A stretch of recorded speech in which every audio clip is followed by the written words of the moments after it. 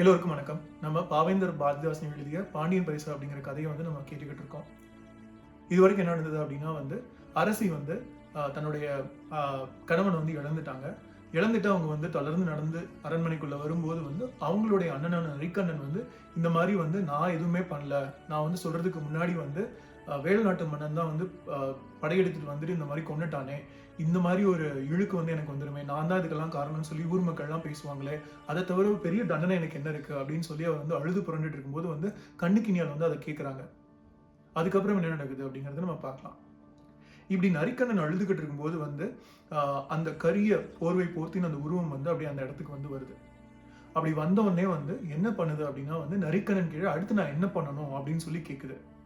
இதை பார்த்து அவங்கள அந்த கரிய உருவத்தை, அந்த கரிய போர்வை போர்த்தின உருவத்தை பார்த்த உடனே கண்ணுக்கினியால் என்ன பண்றாங்க அப்படின்னா என்னுடைய கண்ணின் மணியான கணவனை, ஒரு மாலை அணிந்த அந்த தோள்களுடைய என்னுடைய கணவனை கொன்றது நீதானா அப்படின்னு சொல்லிட்டு வாள் எடுத்து அவங்களை ஓங்கி ஒரு விட்டு போகும்போது அந்த அந்த கரிய உருவம், அந்த கருப்பு போர்வை போர்த்தின உருவம் சொல்லுது, இல்லம்மா தாயே, நான் உன்னோட கணவனை நான் கொல்லல, உன்னோட கணவனை பின்னாடி இருந்து ஈட்டி எறிஞ்சு கொண்டது நரிக்கண்ணன் தான் அப்படின்னு அவர் சொல்லிட்டு இருக்கும் போதே நரிக்கண்ணன் இடது கையில அது வரைக்கும் மறைச்சிருந்த ஒரு வாள் எடுத்து ஒரே வெட்டா கண்ணுக்கினியால கொண்டுட்டாங்க.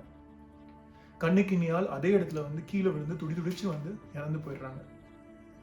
அப்போ நரிக்கண்ணன் சொல்றாரு, எதுக்குமே பயப்படாத என்ன பயப்பட வச்ச எல்லாரையும் நான் கொன்னுட்டேன், இன்னும் மிச்சம் இருக்கிறது இவங்களோட பொண்ணு அண்ணன் மட்டும்தான், அவ எங்க அப்படின்னு சொல்லிட்டு அவர் அந்த அரண்மனைக்குள்ள தேடி போறாரு. பாடல் இப்படி போறது. என உரைத்தான் துடித்தொழுதான் மேலும் பேச்சை எடுக்கையிலே கரியுடை போர்த்த ஒரு ஆள் இனி என்ன செய்வதென நரியை கேட்டு எதிர்வந்தான். அவள் கண்டாள், வாளை தூக்கி புனையுந்தார் மன்னனின் பின்புறத்தில் ஈட்டி புகுத்தியவன் நீதானா என்றாள். இல்லை, எனக்கு இந்த கரிய உடை இவரே தந்தார், ஈயும் முன்னே மன்னவர் மேல் ஈட்டி எய்ந்தார் என்றுரைத்தான். அதே நொடியில் நரிக்கண்ணன் தான் இடையினிலே மறைத்திருந்த வாள் எடுத்து நின்றிருந்த உடன்பிறப்பை அரசி தன்னை நிலத்தினிலே விழுமாறு வெட்டி சாய்த்தே, ஒன்றுக்கும் அஞ்சாத என்னை இந்நாள் உயிர் நடுங்க வைத்தவனை ஒழித்தேன் என்று நின்று பெருமூச்சு விட்டான். எங்கே அந்த நேரிழையாள் அன்னம் என உள்ளே சென்றான். இதுக்கப்புறம் என்ன நடக்குதுங்கிறத நம்ம அடுத்த கதையில பார்க்கலாம்.